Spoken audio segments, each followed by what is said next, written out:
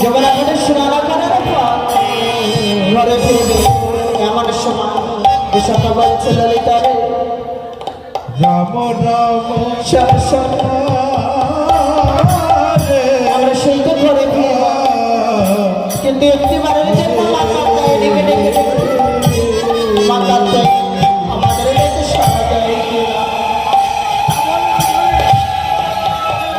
সমস্ত কপি করা লিখেছে যেমন ঘটে বস মা কাঁদতে লিখে যাচ্ছে মা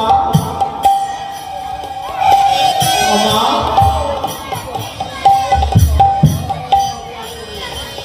আমরা যদি এক মনে একে ধরে এক চিন্তে তোমায় সেবা করে থাকি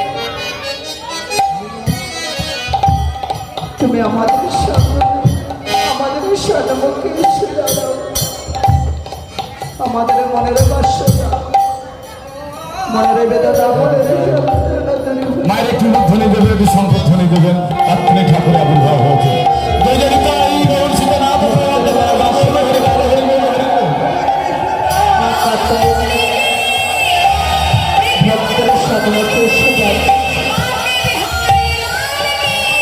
দাঁড়িয়ে বলছে ভক্ত তোমাদের সাধনা আমি সন্তুষ্ট হয়েছি বলো তোমরা কি বর চাও মাগো তুমি এসেছ তবে চরণে শতকোটি দণ্ডবাদ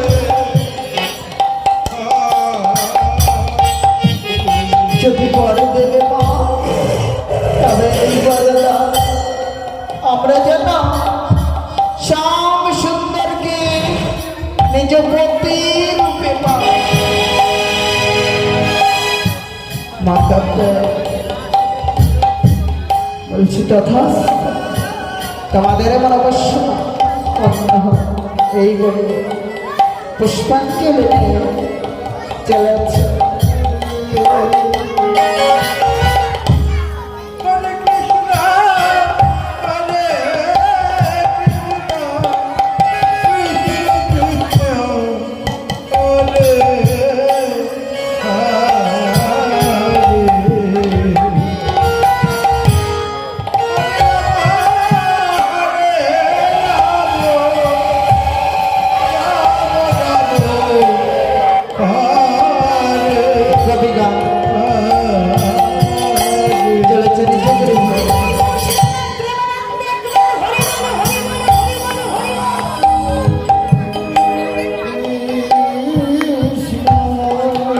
এদিকে সমস্যার দ্বারা মনে মনে চিন্তা করছে তাই ললিতা আমায় কথা দিয়েছিল প্রতিদিনের মধ্যাহ্নে সমস্ত গোপী সঙ্গে নেই আমার রাধারানীকে নিয়ে আসবে এই ঘোড়া মাঝে আমার সঙ্গে দেখা করা হয়ে যায় কিন্তু এখন তবে কি ললিতা আমার গুরু বলেছে তা আমি বরং এখানে বিশ্রাম দেখি ললিতা আসছে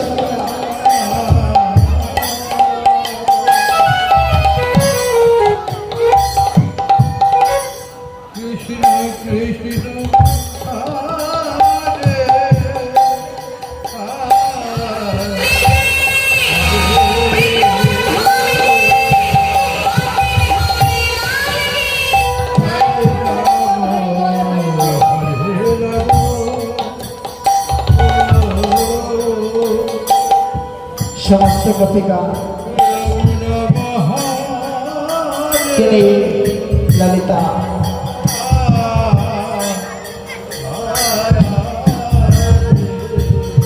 গুটি গুটি পায়ে চলেছে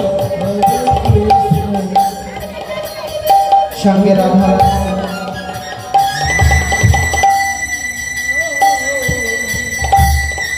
কৃষ্ণ কৃষ্ণ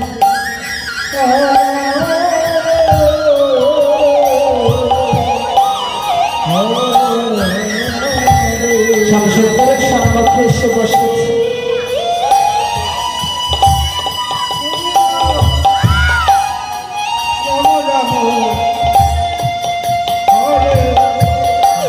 যখনই বসেছে শ্যামসুন্দর হরে গোপীগণের দিকে তাকিয়ে বলছে, সোনা গোপীগণ, তোমরা সকলে কুশলে আছো তো? গোপীগণে বলছে, প্রভু গো, তবে চরণের সত্য কেটে দণ্ড করে আমরা সকলে ভালো আছি।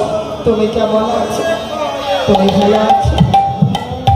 শ্যামসুন্দর বলছে, এতক্ষণ আমি ভালো ছিলাম, কেন জানো? ভক্ত আমার কাছে ছিল,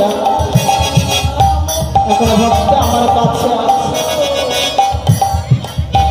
যার জন্য আমি ভালো আছি। সমস্ত কবিগণে কি করছে? শ্যামসুন্দরের চরণ পুষ্পাঞ্জলি দিচ্ছে।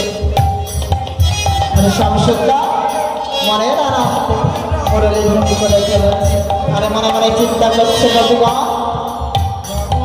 তোমাদের আমার বাসনা পূর্ণ হয়েছে, আগামী শারদীয় পূর্ণিমা তোমাদের সকলের মনে বাসনা পূর্ণ করবে।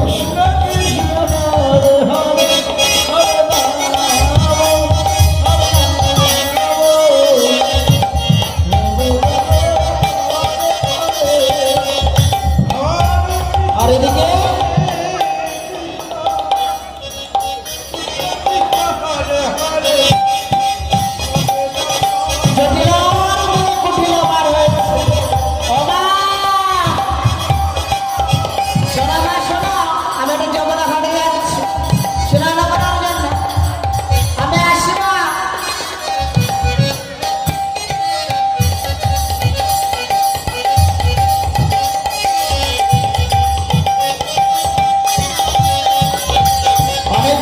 যমুনাঘাটে এসে দাঁড়িয়েছে।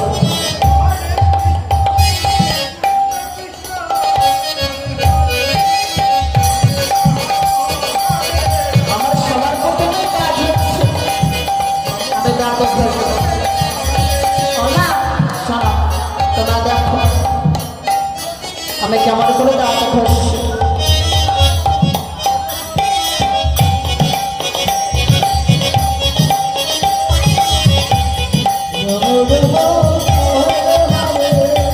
হরে কৃষ্ণ কৃষ্ণ কৃষ্ণ